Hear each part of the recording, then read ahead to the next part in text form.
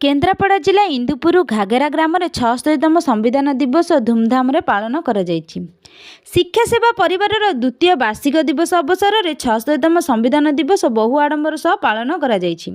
शिक्षा सेवा परिवार नूतन प्रयास बस्ती शिक्षा क्रांति गाँ चाटशाली माध्यम कुनि कुनि पिला दीर्घ 2 वर्ष हेब फ्री शिक्षादान कर समाज को सुस्थ समाज गढ़ापी शिक्षा सेवा परिवार समस्त सदस्य बुद्धिजीवी शिक्षाविद समस्त सहयोग में कार्यक्रमटी को सफल करा जायथिला। एही कार्यक्रम में मुख्य अतिथि अतिरिक्त जिलापाल कृष्णचंद्र जेना जोग देइथिले।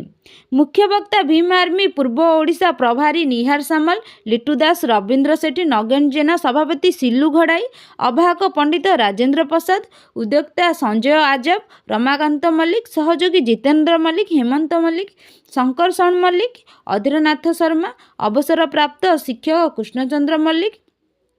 नरोत्तम पार्थसारथी, रमेश सार, रंजित भगवान, पिंटू झिली, वंदना, कविता, रंजना अनुष्ठानर समस्त सदस्य मानक नेतृत्व में यही महान कार्य को सफल करा जायथिला। केन्द्रापड़ारू संजय रिपोर्ट, शोभना एंटरटेनमेंट ओडिया।